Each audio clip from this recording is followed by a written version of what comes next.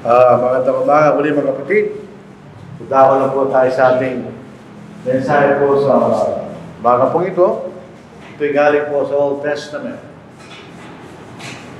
Ang nakalagay po sa ating Biblia, ang sumulat po nito, ang pangalan po ay si Agur. Hindi natin alam kung sino siya. Ano po? Sabi lang niya, ang karunungan o the wisdom of Agur. Hindi po natin alam kung sino siya. Pero kanya na isulat ay nailagay po sa aklat ng mga kawikaan. Tulad lang po ng aklat po ng Hebreo, hindi natin alam kung sino nagsulat mo. Pero ito'y bahagi po ng banal na kasulatan. Give me poverty nor riches. Yun po ang ating magiging batayan ng ating pag-aaral. Give me poverty kanya. Sabihin, pagka tayo po'y lubang na mahirap ang buhay po natin. Or no riches. Kung tayo po naman ay sobrang sagana ng ating buhay. Ito ang sinabi ng si Agur kanya, give me poverty, no riches. Huwag mo bigyan ng kasalatan kanya o sobrang kasaganaan kanya, nasabi niya. So ito po ating bibigyan pansin sa umaga po ito. So, the wisdom of Agur, hindi nga natin alam kung sino siya. Sabi niya, two things I request of you. Deprive me not before I die, kanya. Huwag mo ipagkait bago ka mamatay, kanya. So ito isang request ng tao nito. Remove falsehood and lies far from me. Give me neither poverty nor riches. Feed me with the food allotted to me. Lest I be full and deny you and say, who is the Lord? Or lest I be poor and steal and profane the name of my God. So ito po ay dalawang magkaibang kalagayan. Sabi niya, huwag mo naman ako kanyang bigyan ng kasalatan. Sabi nito, baka ako'y magnakaw kanya. At lapastanganin ko ang pangalan ng aking Diyos. Huwag naman kanyang bigyan mo ko ng sobrang kasaganaan. Pag ako'y busog na kanya, itatakwil kita. Sasabihin ko, sinong Panginoon kanya?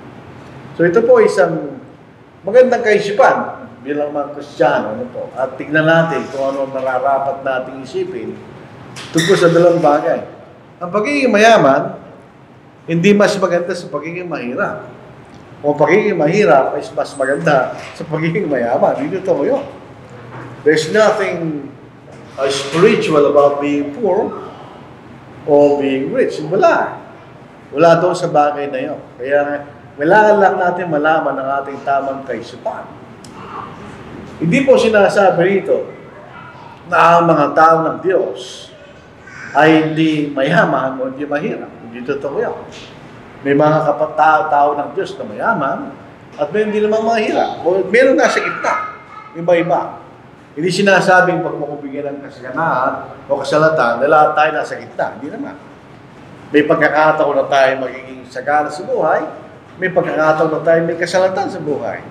Kahit kung Kristiyano po tayo, mga kapatid. No, hindi sabihin na ang pagiging mayaman o pagiging mahirap ay necessarily ay bunga ng makasalanan o mangmang na pagpili. Hindi rin. Tayo, may mga tao pinanganak na mahirap, hindi nilang kasalanan yun. Tulad namin, kami pinanganak na hindi naman mayaman, wala kami kasalanan doon. O may mga tao pinanganak na mayaman, wala rin silang kasalanan doon. Although, may mga tao yumaman dahil sa maling paraan. Lalo sa panahon natin, nalalaman natin yun, di ba? At meron din naging mahirap dahil din sa kailang maling kaisipan. You're not necessarily, kung kayo mahirap, nagkasala ka, kung kayo mayaman, hindi naman. Hindi gano'n. Hindi gano'n na ibig sabihin na. Ina-emphasize lang ni Agur na isang matalinong tao. Kung ano nararapat natin kaisipan. Kung ano mang kalagayan meron tayo kanya. Ano pa paano natin iisipin ang ating partikular na kalagayan. Kung ang paglilingkod sa Diyos ang ating pinag-uusapan. Ibig sabihin, kung kayo mahirap, anong dapat mong gawin? Para kayo magpatuloy sa paglilingkod sa Diyos. O kung kayo mayaman, anong dapat mong gawin? Para kayo magpatuloy sa paglilingkod sa Diyos. Yan ang ibig sabihin ni Agur sa kanyang karunungan na ipinahayag sa atin, mga kapatid. Meron pong panganib ang kayamanan. Tanggapin natin yun. there is danger in riches. Although, not necessarily, naging masama yan kung meron tayong tamang kaisipan na sinasabi ng Biblia. A biblical understanding of wealth or riches. Pero may panganib yan, mga kapatid. Ang panganib niyan, kung ito'y nakikita na sa mga first world countries, marami doon na atheists, hindi sila naniniwala sa Diyos. Kasi nagiging self-reliant sila. Nagiging busog sila sa kanilang mga pangangailangan. So, hindi na nila iniisip ang Diyos. Kaya tingnan niyo, mas mahirap mangaral sa mga lugar na mayayaman. Kasi, hindi nila iniisip na kailangan pa nila ang Diyos. Pulong-pulo na sila, wala na silang pangangailangan, ganyan.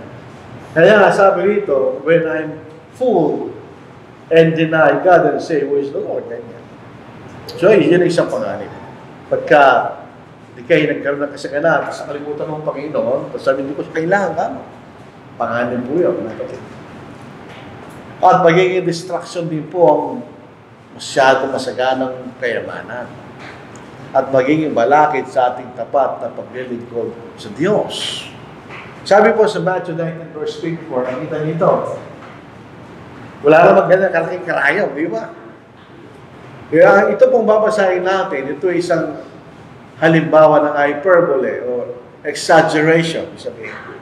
Wala namang imposible ang isang kamelyo ay pumasok sa mata ng isang karayom. Imposible yun.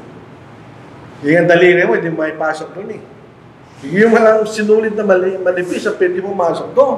Ano sinasabi ng Diyos sa ating Panginoon? And again, I say to you, it is easier for a camel to go through the eye of a needle than for a rich man to enter the kingdom of God. Sipin niyo yun, mas madali daw ang kamelyo na pumasok sa mata ng isang karayom kaysa sa mayaman pumasok sa kanan ng Diyos. Hindi sinasabi ng Panginoon ang isang mayaman, hindi siya pwede pumasok. Hindi sinasabi yun. Mas mahirap kanya. Tingnan niyo yung comparison. Mas madali pa yung camel pumasok sa mata ng karayom kanya. Yan ang makikita mo. Microscopic siguro yung camel na ito. Para makapasok siya doon sa mata ng karayom. Pero kung tunay na camel, imposible yun.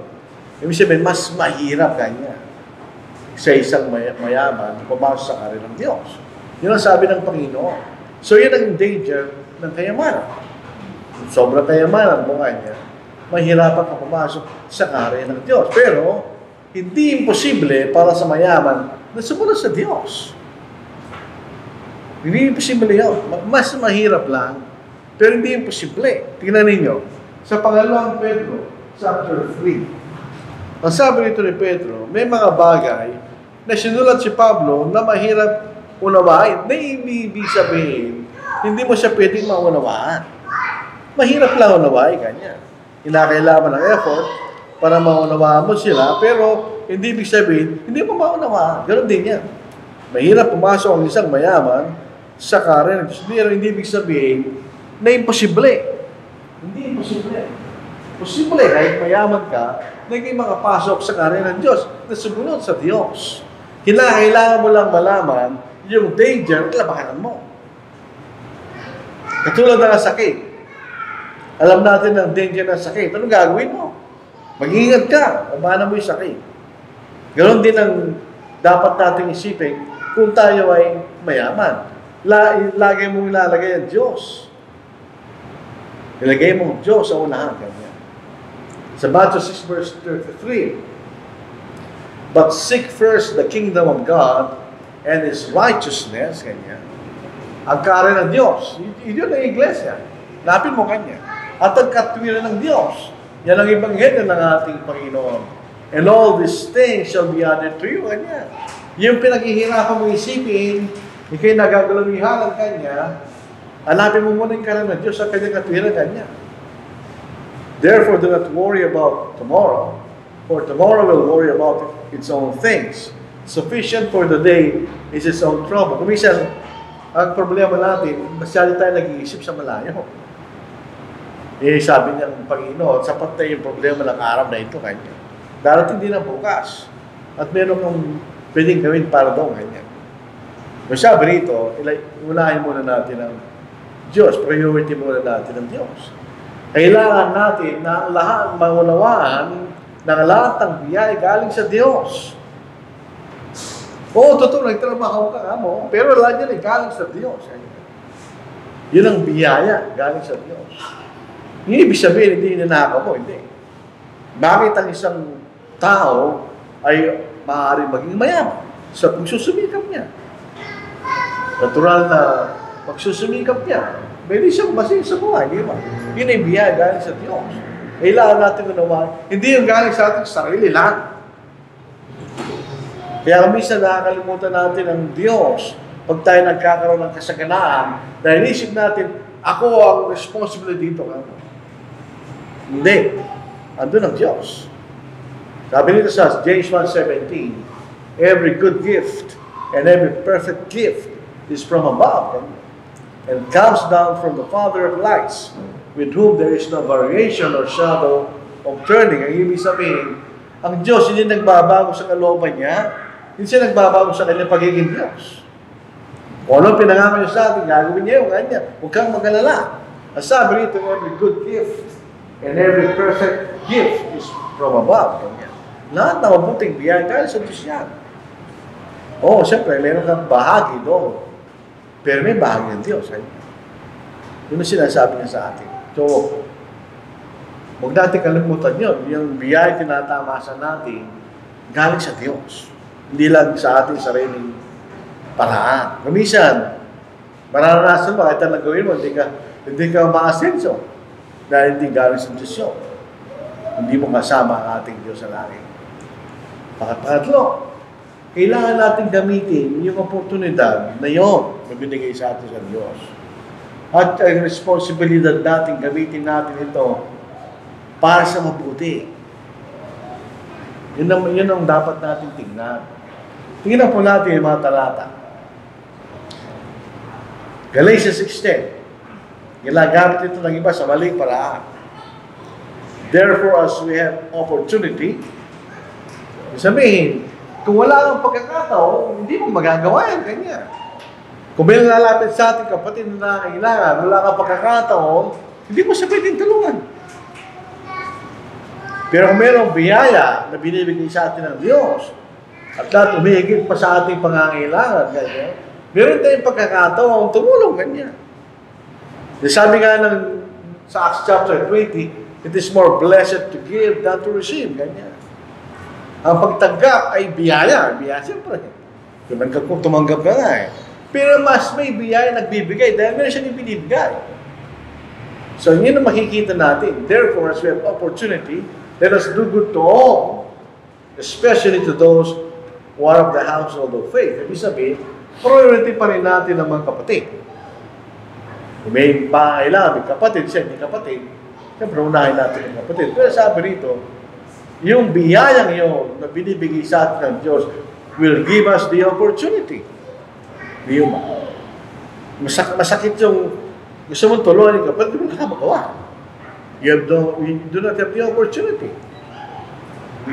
Kaya minsan may mga kapatid na Amerikano, sabi nila, ang frustration namin, sabi nila, pumunta kami sa Pilipinas at makikita namin ang mga kapatid, ang frustration namin ay yung wala kaming opportunity na tulungan lahat. Ganyan.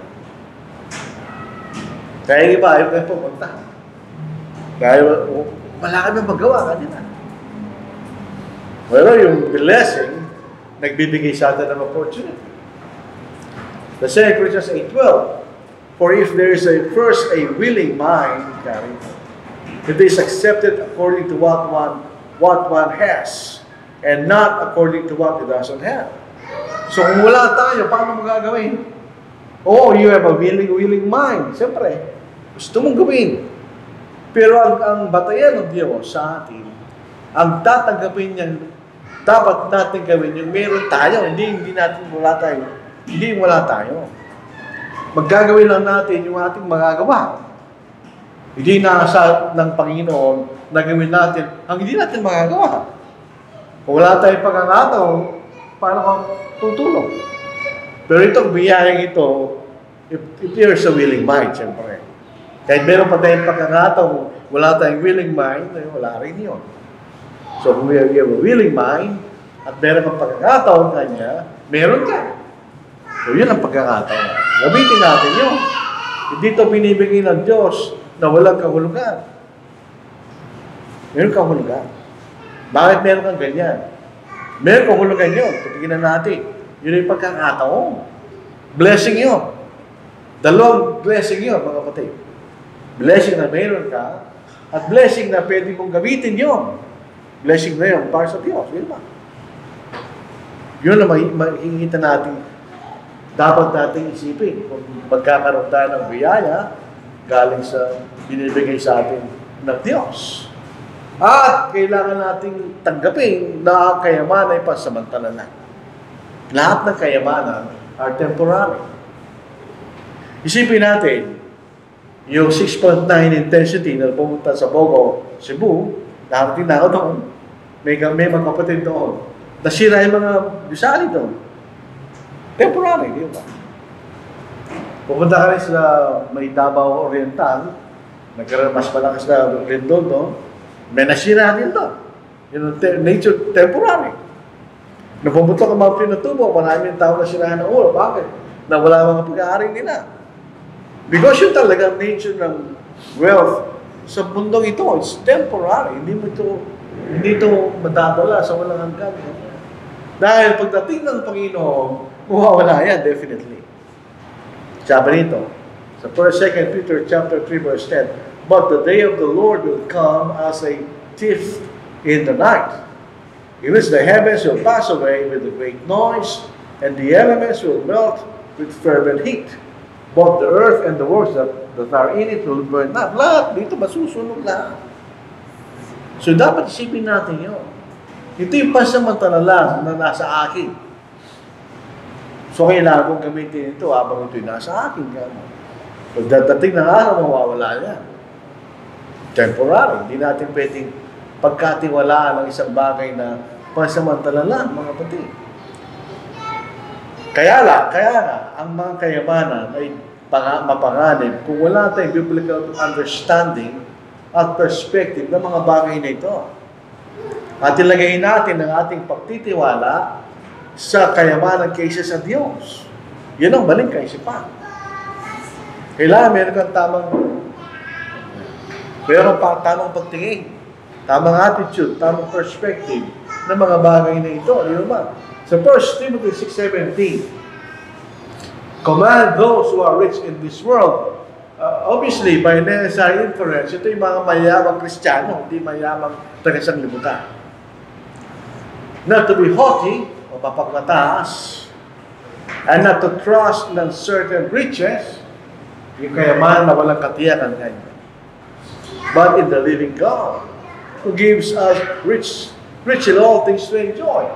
Itong isang bagay na nagagawa natin.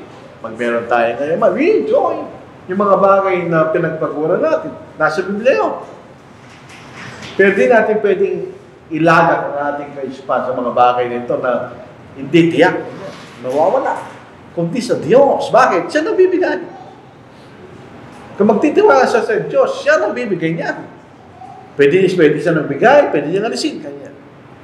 God gives, God takes away. Kanya.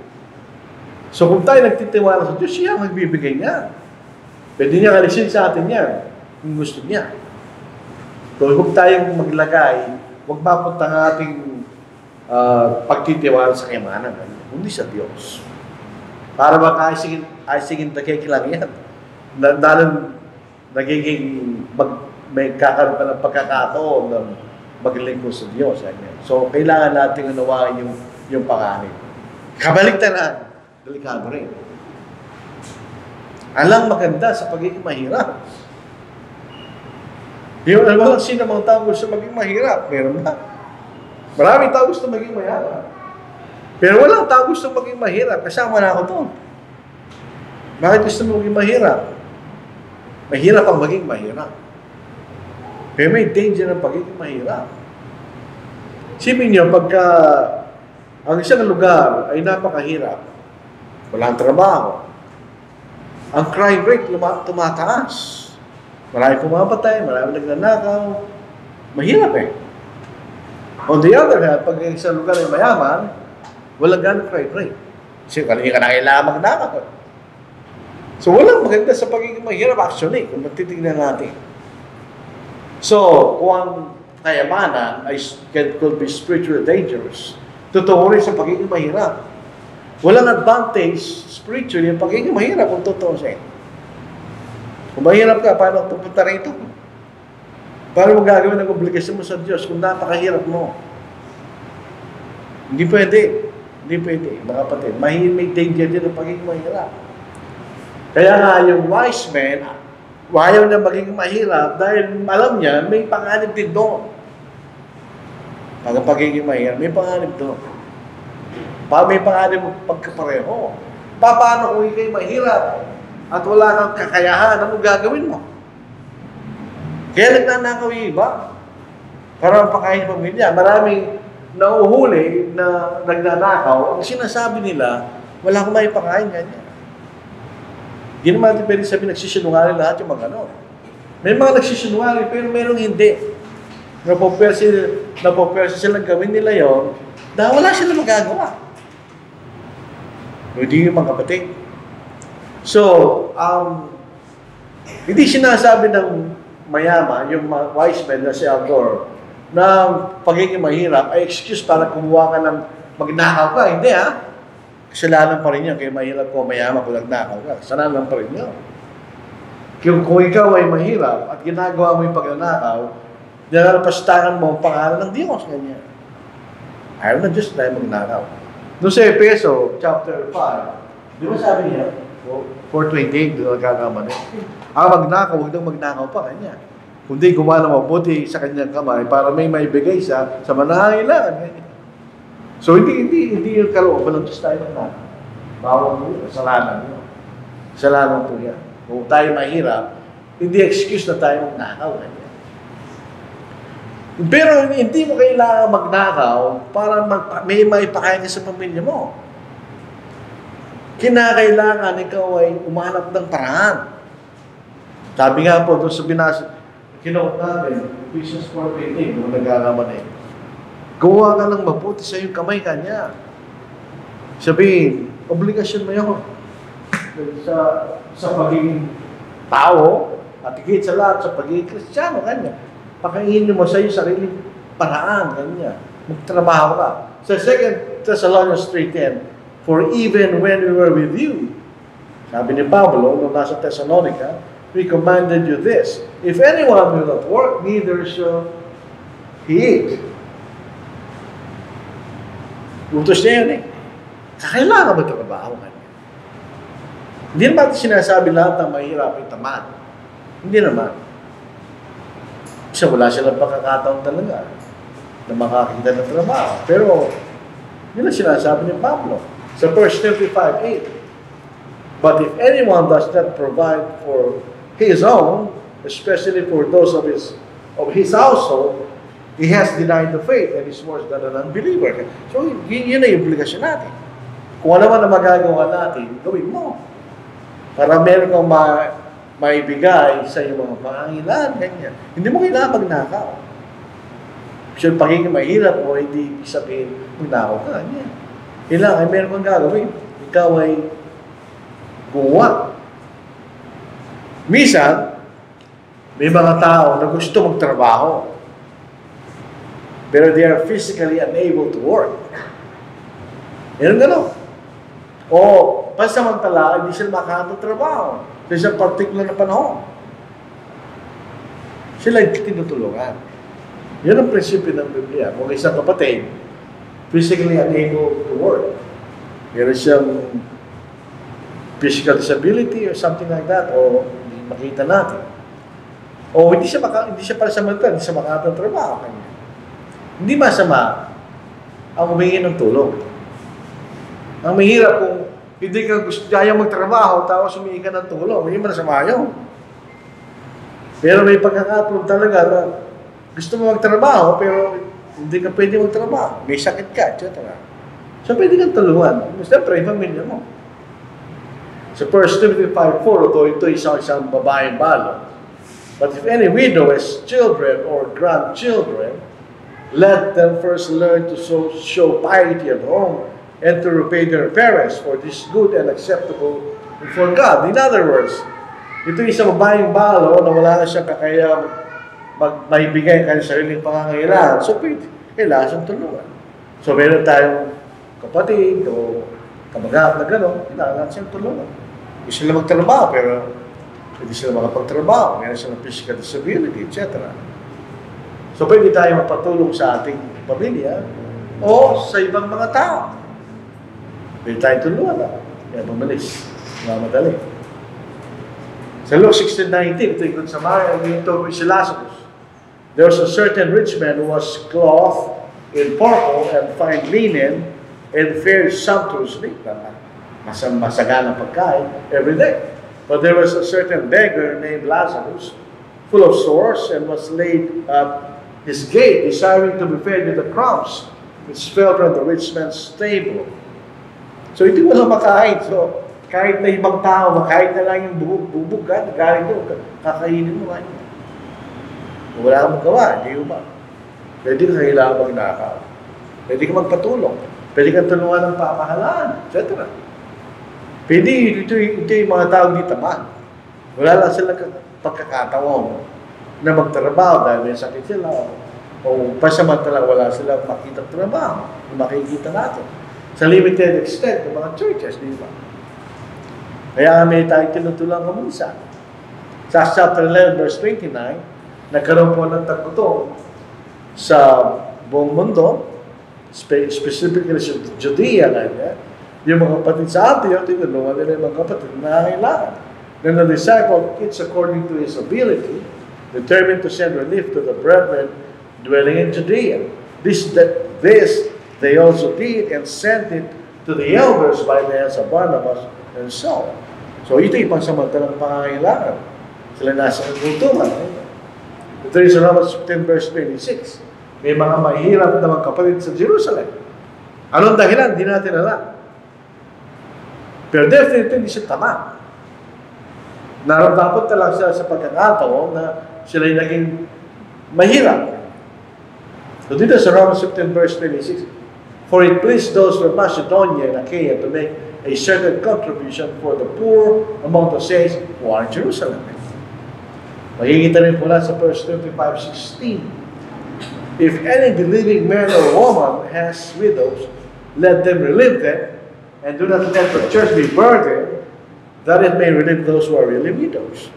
Once upon a time, meron tayong tinulungan na kapatid na babaeng balong, di ba? Matay na siya ngayon. Dahil wala nang tumutulong sa kanya. So, tinulungan natin siya. Sa isang kapatid, alam natin tapat. So, ito yung pagkakataon na wala kang pagkakataon na makakita ng trabaho ng kapatid. Ngayon, sabi nito yung sa pangaling desire your portion. You wise man, sabi niya, feed me with the food that is my portion. Ibig sabihin, ibigay mo sa akin yung pagkain na para sa akin ganyan. Ibig sabihin, wala siyang pagnanasa sa mga bagay ng iba. O sa mga bagay na wala siya, o hindi niya kayang magkaroon. Ito isang bagay na dapat natin isipin sa buhay. May mga bagay na may kakayang tayong magkaroon, may mga bagay na wala. Kung wala ka kaya magkaroon ng gano'n, biyahan mo na yun. Hindi ka na mamamatay kung wala yun, di ba? Ako, ganang prinsipyo. Kung may, yung kakayahan ko, gagawin kong makakaya ko, pero kung hindi ko makakaya, babayaran ko na yun. Biyahan mo na yun. Anyway, hindi naman nasanay ka na sa buhay na ganyan, hindi mo kayang gawin yun, so biyahan mo na lang yun. Yung meron ka, yung pagsumikapan mo, di ba? So yung covetousness, yun ang fixation sa mga bagay ng iba. Siya, kaya nagkakaroon ng linggit, etc. Hindi ka naman. Yung portion mo kanya, sabi niya. Binibigay sa atin ng Diyos, iba-iba. Bakit iba-iba? Bakit di para-pareho? Doon sa parable of the talents, ayon sa iyong kakayahan kanya. Makabigyan ka ng Panginoon ng napakaraming biyaya at ikay mawala. Hindi mo kayang gamitin sa tamang paraan. Yun ba? Yung kaya mo, binibigay sa atin ng Diyos. So, ganun po sinasabi, give me my portion, sabi niya. Sa kanyang pagnanasa, ay tatanggap siya doon sa kalagayan ng biyaya ng Diyos. Na ito'y nasa gitna. Hindi siya mahirap, hindi rin siya mayaman. Ganyan. May danger na pag sobrang mayaman. May danger sobrang mahirap. Nakita na natin. Nasa gitna siya, ibig sabihin. Hindi naman ako nahihirapan para gumawa ng masama. Hindi naman ako napakayaman para makalimutan ko ang Diyos ko kanya. Na tayo ay nasa gitna. Yun ang gusto niya, di ba? Pero may hindi natin maiwasan na may mga kapatid na mahirap at may mga kapatid na mayaman. Talaga nun ang katotohanan. Sabi niya, give me my portion, sabi niya. Ito po ay isang attitude ng contentment. Ang contentment, ibig sabihin, doon ka na lang, hindi ah. If you are content, masaya ka kung meron ka. Na ibig sabihin, na doon ka na lang. Kung meron ka pa rin magagawa, hindi gawin mo. Kung hindi mo kaya gawin, pabayaan mo na yun. Wala ka doon eh. Sa Philippians 4:11, ito yung pinag-aralan natin isang panahon. Not that I speak in regard to me, for I have learned in whatever state I am to be content. Kung ano man, kanisabi ni Pablo, magpapasalamat ako sa Diyos. Pwede may sabihin doon hala. Siyempre, habang mabubuhay tayo, meron naman tayong gustong gawin. Kung kaya natin gawin mo. Pero kung ano man ang kalagayan mo, dapat masaya doon. Yun ang sekreto ng buhay para maging masaya. Isipin natin namin, nung siya'y buhay, pero observant siya. May sinasabi siya akin, sabi niya, tignan mo yung tao yung kanya. Naawa tayo sa kanya, di ba? Oo, naawa siya. Pero baka hindi mo siya naawa sa sarili niya kanya. Baka masaya naman siya doon sa kalagayan niya kanya. Totoo siguro yun, di ba? O tayo, halimbawa, minsan, nakatating kami sa lugar na may bahay kubo. Sabi niya, tingnan mo, bahay kubo yung kanya. Malagay mo kanya, malungkot siya nakatira dyan. Eh. Tayo nagsasabi, pero hindi natin alam kanya. Baka masaya rin namin sila kahit nakatira siya dyan kanya. Sa kabilang banda, may mansion na nakatira doon, baka hindi sila masaya kanya. Totoo yun. Totoo yun. Hindi ibig sabihin na meron ka maraming pag-aan, masaya ka. Natin, sa akin eh. May mga tao wala, pero masaya sila. Depende sa isip ng tao yun. Kaya sabi ni Pablo, to be content. Kanya. Yun ang sikreto na tayo magiging masaya habang tayo sa lupa. Hindi tayo magiging content. Hindi tayo naigit sa iba na meron sila na wala tayo. Samayo. Kung ano meron ka, pasalamat mo kang maigit. Yun ang pinakamasamang espiritu ng tao. Sabi rito, sa Genesis 5:20, idolatry, sorcery, hatred, contentions, jealousies, outbursts of wrath, selfish ambition, dissension, heresy. Kuminsan, envies kanya. Envy. Ibig sabihin, pagkakamit, jealousy at saka envy. Pero meron silang pagkaka-similarity. Ibig sabihin, gusto mo makuha kanya. Gusto mo makuha yun, na nasa iba. Huwag tayo gano'n. Tayong magnasa, huwag tayo mainggi. Maging masaya tayo kung ano meron tayo, mga kapatid. Yung sinasabi ng Biblia. Kung meron tayo, huwag tayo maging mayabang. Yun ang prinsipyo, yun kasi yung espiritu ng ibang mayaman. Na tinitignan ng mababa yung mga mahirap na tao na sila mas mayaman sa kanila. Huwag natin lagay sa ating espiritu bilang mga Kristiyano. So James chapter 2 verse 2. Where there should come into your assembly a man with gold rings in fine apparel, and there should also come in a poor man in filthy clothes. That's siguro ilang damit niya. And you pay attention to the one wearing the fine clothes, and say to him, you sit here in a good place, and say to the poor man, you stand there and sit here at my footstool. Huwag natin gawin yun. Hindi natin sinusukat ang tao sa meron siya. Hindi yun. Ang sinusukat natin ng tao sa pagkatao niya. Yun ang makikita natin. Yung mayayaman kasi, meron silang arrogance. Tingnan ninyo yung nahuli na meron 18 na luxury cars. Ano na ginagawa niya? Hindi naman niya dinadrive lahat yun. Posible eh. Nilagay niya doon sa lugar ng bahay niya na meron naggawa siya ng receiving room doon. Doon niya tinatag ang bisita. Pinakikita niya yung mga pag-aari niya. That's arrogance.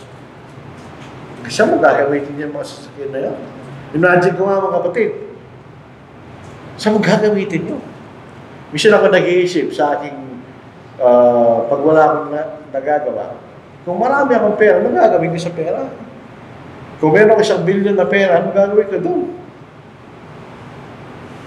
Magkakaproblema ka pa, ano gagawin mo? Problema yun. Kung meron ka 1 billion piso, hindi mo maubos yun. Saan mo gagamitin yun? Magkakaproblema ka pa. Di ba? Ako iniisip ko minsan yun eh. Paano kaya kung gano'n ng karaming pera mo? Anong gagawin mo sa pera ng gano'n karami? Hindi ko alam. Kaya ko magkaroon ng gano'ng problema. Masapat na yung ikay nakakaraos sa buhay mo at binibiyahan ka ng Diyos. Di ba? Mas masaya mga kapatid. Huwag tayo maging arrogant. So, sapagkat tayong lahat naman Kristiyano, isa lang naman tayo. Iba-ibang kalagayan natin, iba-ibang responsibility natin.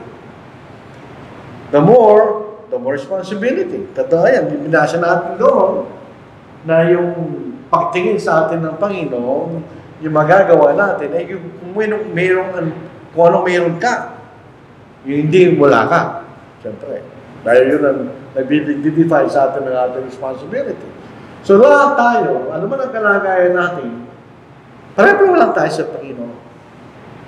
Tinitingnan natin ng Panginoon, paano ang paglilingkod, meron tayo sa Kanya. Dito sa Galatians 3:28, there is neither Jew nor Greek. Wala man lahi mo, hindi mahalaga. Sabi ng talata, there is neither slave nor free, Kanya. There is neither male nor female. Ito ginagamit ang iba para sabihin ng babae, pwede magturo. Hindi yun sabihin talatang ito. Pagka pinag-uusapan natin ay ang relasyon natin sa Panginoon, pare-pareho lang tayo kanya. We are all one in Christ Jesus. So yun ang mahalaga na makikita na tayo lahat ay isa sa ating Panginoon. Tayo may relasyon sa Kanya bilang niligtas niya at tayo naglilingkod sa Kanya. At tayo maglilingkod sa Kanya ayon sa mga bagay na mayroon tayo Kanya. Hindi na saan na gawin natin, hindi natin kayang gawin. Wala tayong pagkakataon. Bilang panghuli, let us be content with our blessings. O naman, strive to serve God in every circumstance. Wala tayong dapat idahilan. Kung naman ang kalagayan natin, pagsumikapan natin maglingkod sa Diyos. At ang hanapin natin, yung tunay na kayamanan, di sa langit. Pagtapos ng buhay na ito, mga kapatid, ano ang gantimpalang mayroon ka? Yun ang mahalaga. Yun ang isipin natin. Barating tayo doon. Dito ang pinakabandang lugar na pwede natin puntahan sa buhay natin. Makarating tayo sa langit. Dito ang pinakamagandang lugar na hindi natin matatagpuan sa lupa.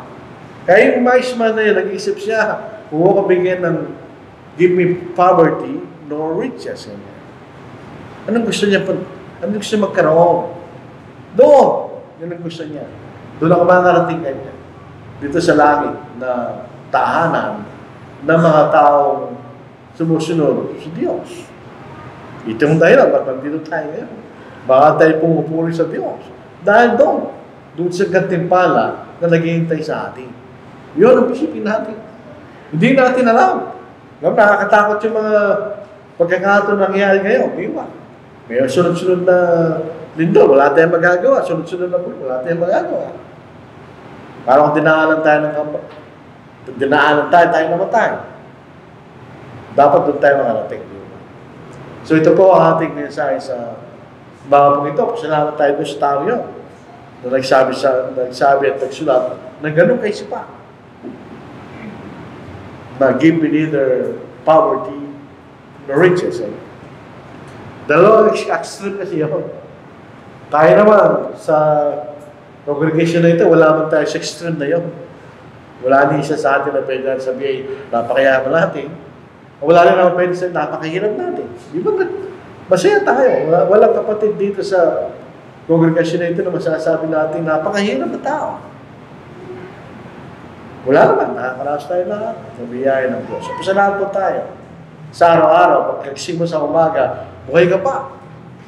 At pagtulog mo sa gabi, may nakain ka, at may yung mga lahat ng pangangailangan, magawa mo. Yung trabaho, nagawa mo. Di ba? Yun ang mahalaga. So ito po ang ating mensahe po sa umaga ito.